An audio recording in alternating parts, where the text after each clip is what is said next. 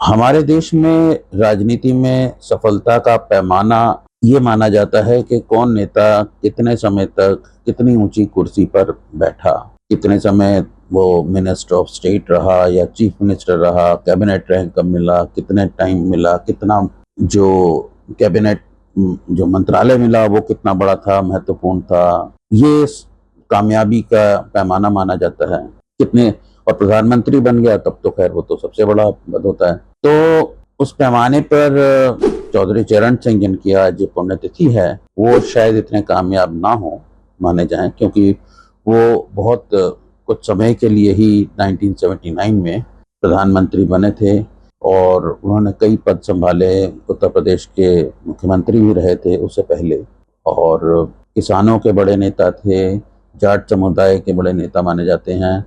ये सारी बातें हैं, लेकिन मेरा ये मानना है कि उनके बहुत सारा आपको यूट्यूब पर और जगहों पर उनके बारे में, उनकी जीवनी के बारे में बहुत सारी चीज़ें मिल जाएंगी। उस बारे में मैं कुछ ज़्यादा नहीं कहना चाहूँगा। मैं उनका जो है राजनीतिक जीवन में कुछ बहुत इन्होंने विवादास्पद निर्णय लिए, और जो इंदिरा गांधी का सहारा लेकर वो प्रधानमंत्री बने थे, जिनके खिलाफ जनता पार्टी बनी थी, तो वो काफी विवादास्पद उनके निर्णय रहे। उन पर मैं उस बहस में नहीं जाना चाहता। मैं यहाँ पर एक चीज पर जोर देना चाहता हूँ, और वो ये है कि चौधरी चरण सिंह ने हमारे देश को एक बहुत बड़ी विपदा से बचाया। एक डिजास्टर, विपदा क्या, प्रलय जैसी ही चीज हो सकती थी जो, उसको उन्होंने होने से रोका। और वो क्या चीज थी?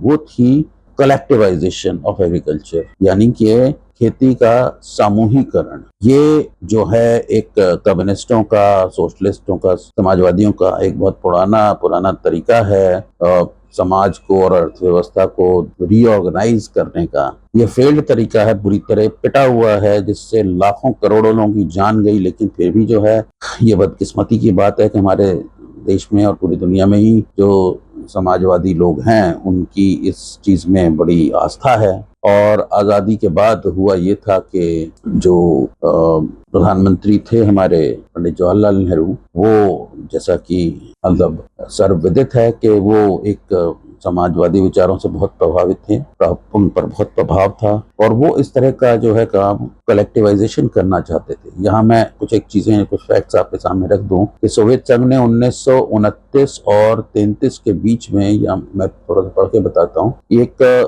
जबरदस्ती लोगों से छीन कर ये सामूहिकरण का काम शुरू किया था, सामूहिक खेती का। और उससे जो है करोड़ों लोगों की जान गई थी उसमें, खासतौर पर यूक्रेन में। यूक्रेन तब सोवियत संघ का हिस्सा होता था। यही जो है पैटर्न चाइना में अपनाया गया, वहां भी बहुत बुरा हाल हुआ, वहां भी करोड़ों लोग मारे गए। लेकिन जो है जैसा मैंने कहा कि पंडित नेहरू को वो फिर भी इसी व्यवस्था पर सामूहिकरण उनको अच्छा लगता था।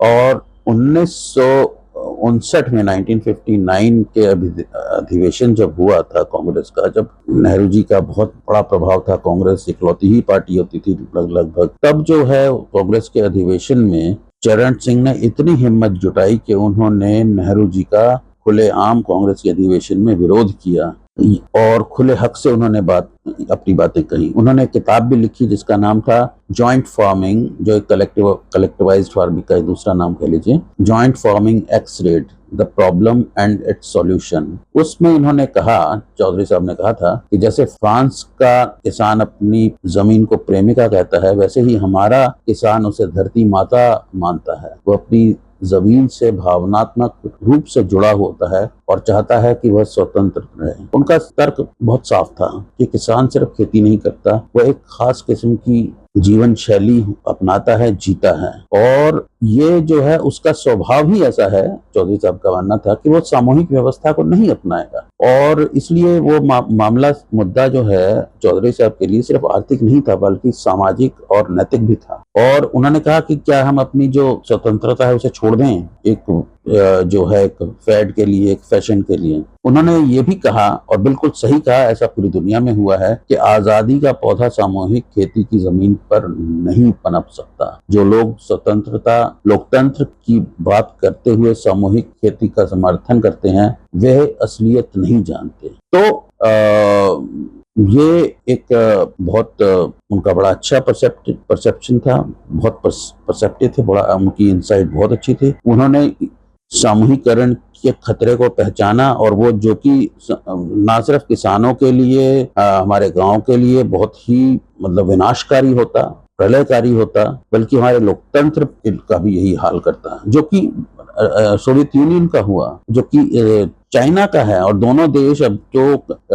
जो सोशलिस्ट जो की अर्थव्यवस्था जो होती है समाजवादी, उसको काफी हद तक छोड़ भी चुके हैं, लेकिन जो है वो उसके जो है असर हैं, उसका